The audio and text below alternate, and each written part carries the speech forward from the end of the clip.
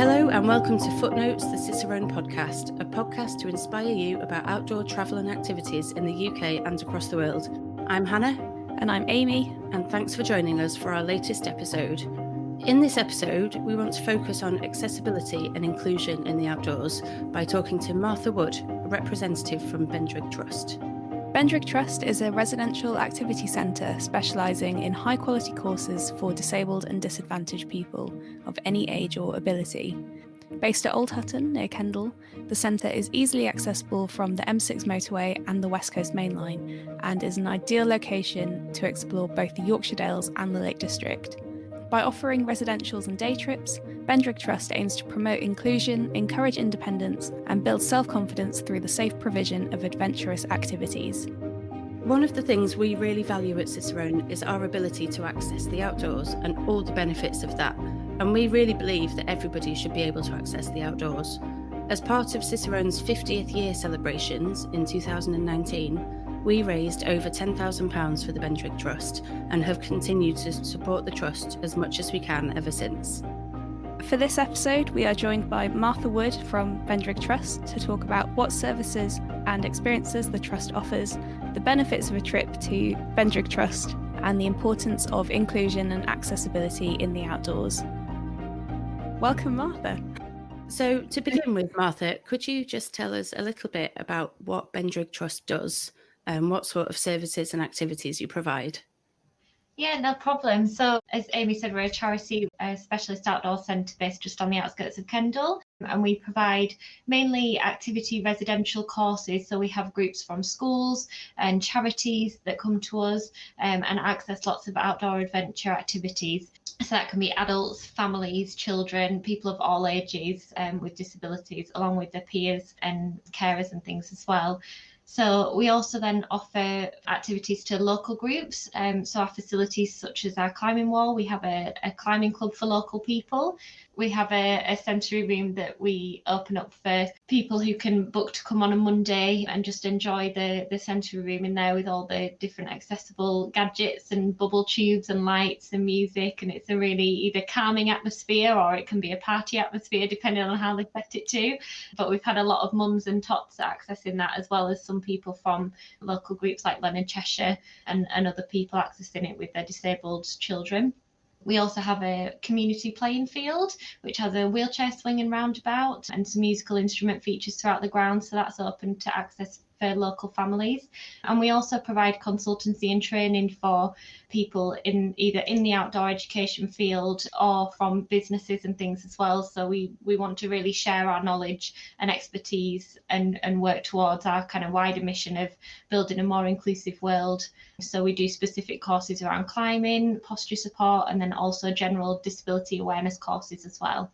That's so much. That's amazing. And one of the things that you really focus on is the idea of solutions, not problems, isn't it? That you don't focus on people being disadvantaged or disabled. It's more about enabling them and what they can achieve and making them realise it, isn't it? Yeah, absolutely. So one of the things that's quite common, a common thread throughout the feedback we get from people that come to us is that they just, nothing's a problem. So if they come and we need to adapt something to them, we'll just figure out a way to do it. And, if they want to do something, they will be able to do it. It's just a case of us drawing off our knowledge and expertise, the 40 years of being open to be able to put things into place for them. So it's really about just giving people the opportunities to do whatever they want to do whilst they're here and not having barriers for a change, which for a lot of people with disabilities can, affect their day-to-day life massively. So coming here, a lot of parents say, it's just easy. And that sounds crazy to go away somewhere that does all these adventurous things and things that we've never done before for it to be easy. But actually it is because the staff just draw off that expertise and knowledge and put things into place to make it possible. It sounds absolutely amazing and really inviting place to work at and to provide that for people. You mentioned feedback, and what are the benefits that you see from when people have had a visit to Bendrigg? What are the main benefits that you see? A lot of studies show the benefits of being outdoors really reduces stress, increases overall well-being. And when you're part of a team doing those adventure activities, people are just challenged and given those new opportunities.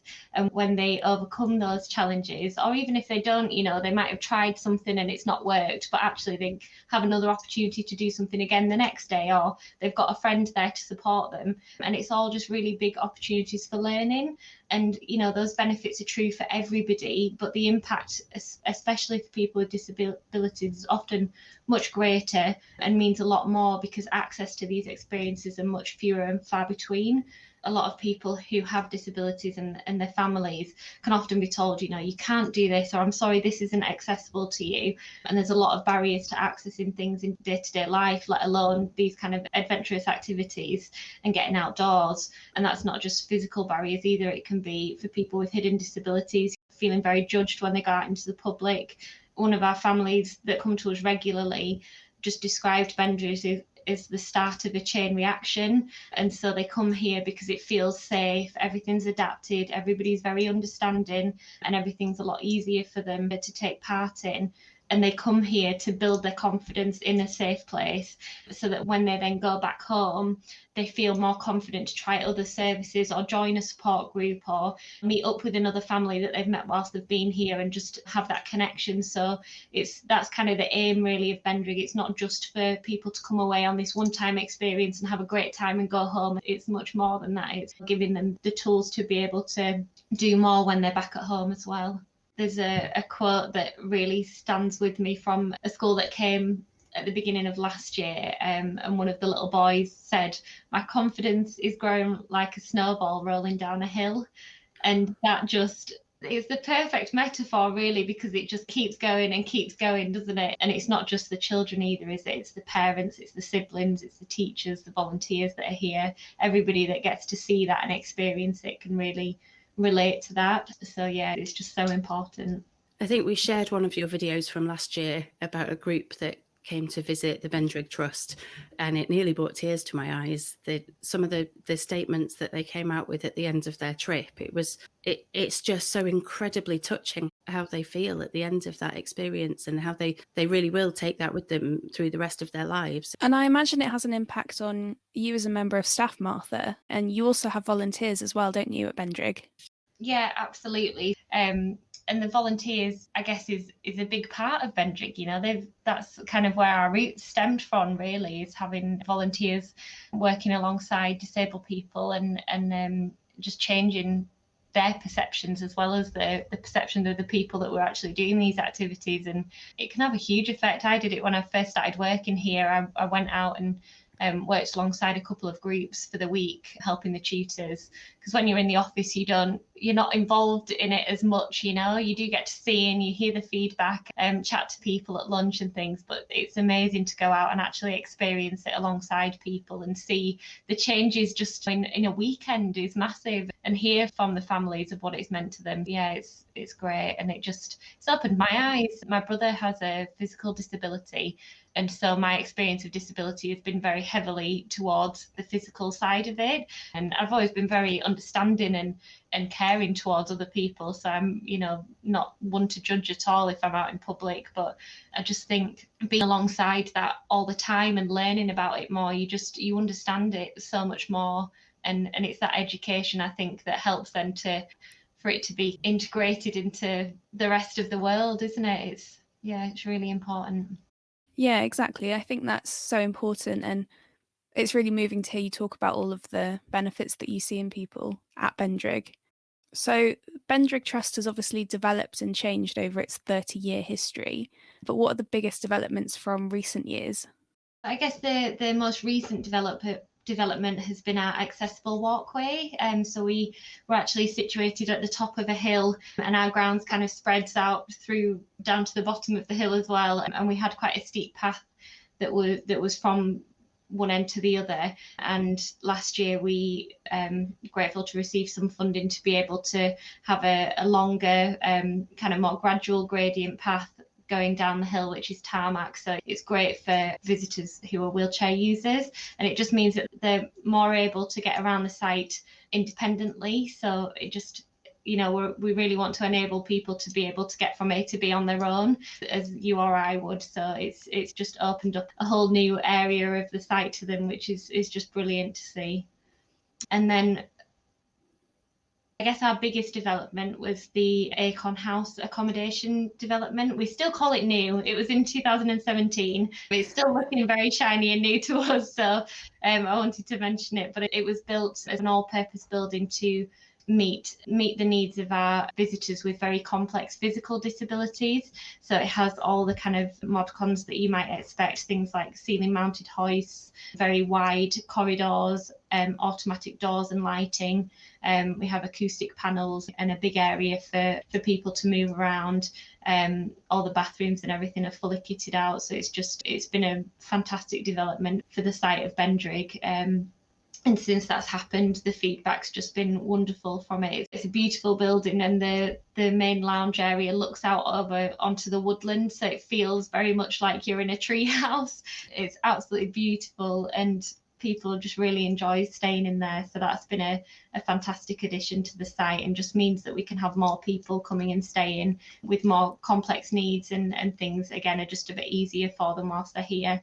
And we're hoping for the future now to focus a lot on the invisible disabilities side of things, for things like Makaton training, more use of signs and symbols around the centre and on the activities, lots of training. And yeah, that's kind of going to be our focus for development moving forwards, really, just to try and improve on that side of things. There's always more and more technology becoming available, and more knowledge available, and we just want to keep up to date with everything so that when people come, we're ready and we can communicate with everybody really well. Yeah, it does sound like fab. you're constantly evolving, constantly changing, constantly adapting. I think it's amazing. It must have changed so much since you started 30 years ago. What you can offer visitors now compared to 30 years ago must be quite astounding. Yeah, even, I guess the outdoor education sector has changed so much over that time as well. And it's just it's keeping up with everything. There's new activities like paddleboarding and surfing and all these different things that are becoming available. And there's accessible kit that's coming as well. I think I saw something recently about accessible paddleboarding for wheelchair users, and something about surfing for people with learning difficulties. And it's just amazing, and I think it's those kind of things where people are pushing forwards and trying to make things more accessible for either their own kids or for other people. And it just gives us so much inspiration to just keep moving with the times and keep being able to offer these activities to people, because you or me might really want to try something new and might want to go paddleboarding, and of course people with additional needs will want to do that as well. I saw I think it was just a YouTube clip, but there was a guy who was really into climbing, and I don't know if he was blind or partially sighted, but he was using Lego to map out his routes. So the people that were at the climbing centre working with him, they were mapping these routes on Lego boards, so he knew where to go when he was on the wall. And I just think it's something so simple, but it's often things like that. You just need that kind of little spark of inspiration and innovative thinking to move it forwards for them. Yeah, it was lovely, really nice.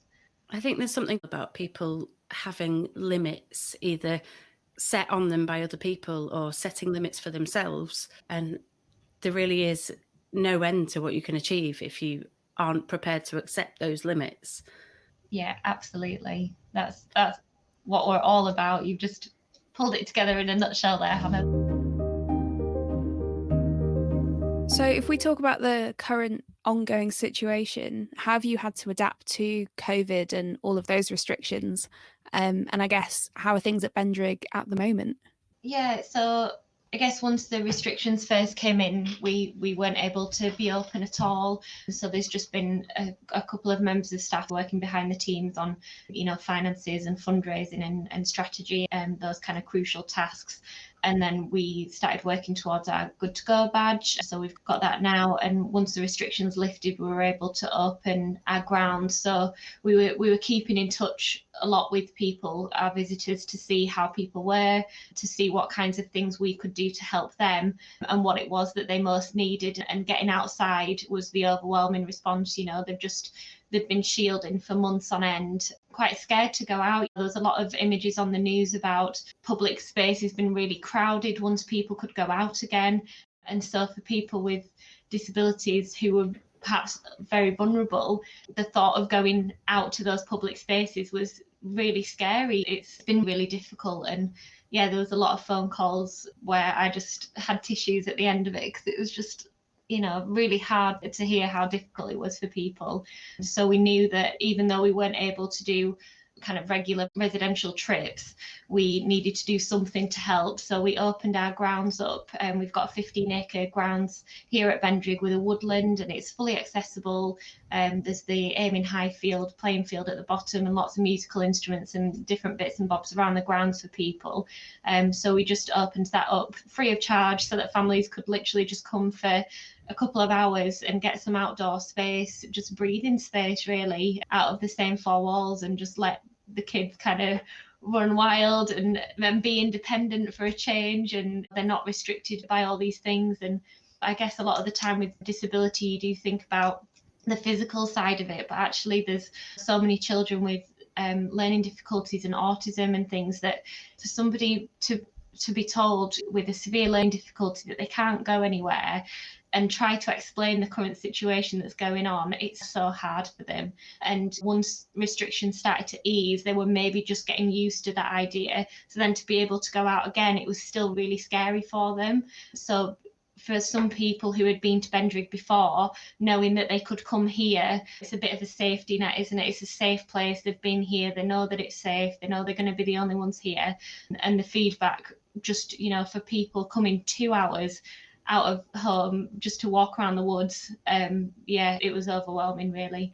And then once the restrictions lifted even more, we were able to offer some day activities for families. So we still weren't able to do the residential services, but we were lucky enough to receive some funding, which enabled us to do some day activities. So we're taking families out on the canoes, on the zip wire, doing archery, and again, just having access to outdoor space to do something fun together. Yeah, it was absolutely brilliant. So we've enjoyed at least having people back on site again, just to enjoy the outdoors.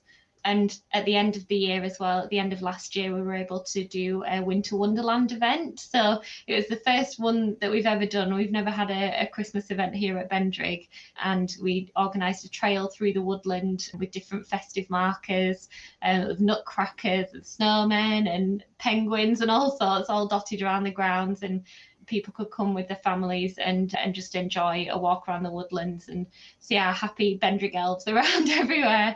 So that was lovely, really magical to have that going again. Yeah, nice to see lots of happy faces at Bendrigg.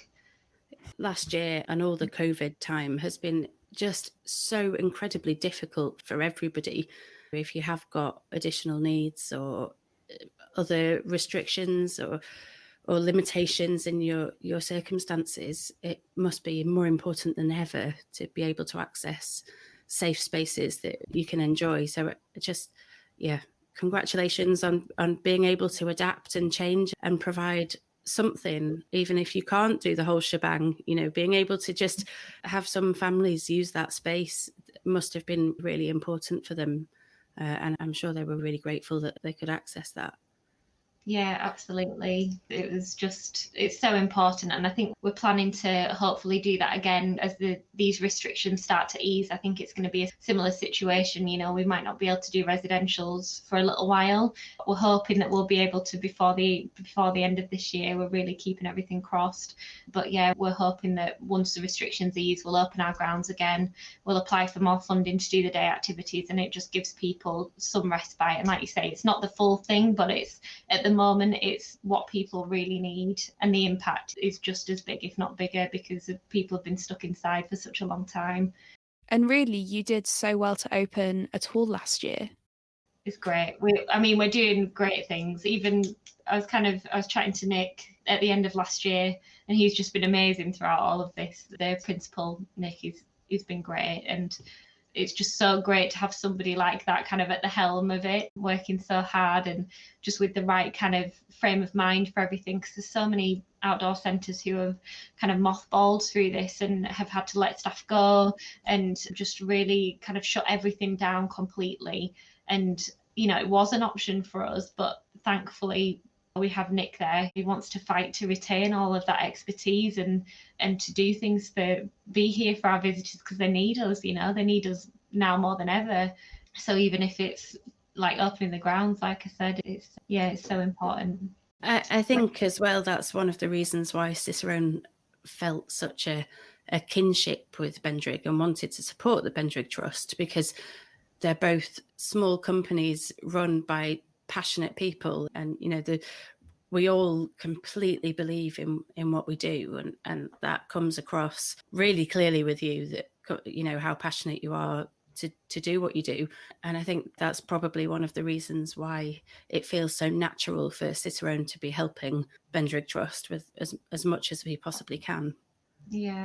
Oh, we're just so grateful. Honestly, you guys have been amazing. I nearly cried when I got that email in response to the big give. I was nearly in tears. It absolutely made my year. My reaction is like that because I genuinely know how much of a difference that money makes. I guess the biggest thing for us is that with the residential courses, that was our main kind of stream of income. So because that's not there anymore, we are relying on the furlough scheme to be able to keep those expertise of our staff and keep everybody on board that we really need for when we reopen again. So being able to offer the grounds access days and the day activities in the winter wonderland and all those things is really, we're heavily reliant on fundraising now, which is why we're just so grateful for the support of Cicerone and all our donors. It's so important. So thank you. So if there's anyone listening here that does want to help support Bendrigg Trust, how can they do that? So, like I say, I guess the biggest support at the moment is through donations and fundraising, because that's what we really need to be able to keep us going and make sure that we're here for when we're able to reopen again. And people can get involved with things like a fundraising event, sort of charity challenges. I know there's been a lot of virtual charity challenges and things going on. Hopefully there'll be more of that once we're allowed. Obviously the government restrictions dictate what we can and can't do, but there's been some really inventive things going on within people's homes as well. I think there was a challenge where people were climbing the stairs the same height as Everest and things like that to raise money. So there's lots of different things that you can do, and if anybody's got the time to do it, it's going to be now. Things like that are really helpful, and through workplaces and things as well, like you guys have been so important and so great at supporting us. Support from things like that is brilliant, and we're hoping that once we do get open, once we do start to open a bit more, that we'll be able to have more volunteers helping around the grounds and things like that. So you can keep in touch with us we're on social media, and we have a website as well, www.bendrigg.org.uk, where you can see what we're doing and see any appeals for help as well. And of course they can book visits on the website as well if there's anybody listening that wants to access the services. Yeah, absolutely. So there's usually information put on the blog, on our news and events section of the website for if we've got any services on there. And we also have a newsletter as well, which you can sign up to, and that will give you kind of up-to-date information as to what services and things we have available at the current time. And social media pages, again, it's all just very up-to-date information. So yeah, if you know of anybody who would benefit from accessing our services, then please pass on the information to them as well. Wonderful. Thank you so much, Martha. Thank you for listening to this latest episode of Footnotes, the Cicerone podcast. Let us know what you think by leaving reviews on your podcast platform or by emailing us live@cicerone.co.uk. We'd love to hear from you. Visit www.cicerone.co.uk to find over 1,000 articles, sign up to our newsletter, or buy one of our guidebooks. You can subscribe to the podcast on Spotify, Apple Podcasts, or Google Podcasts, or on your favourite podcast provider. We'll be back in a couple of weeks. In the meantime, search for @Cicerone Press on Facebook and Instagram, and you can also join our Facebook community group, Cicerone Connect, to connect with other outdoor enthusiasts. Thanks so much for joining us. We'll see you soon.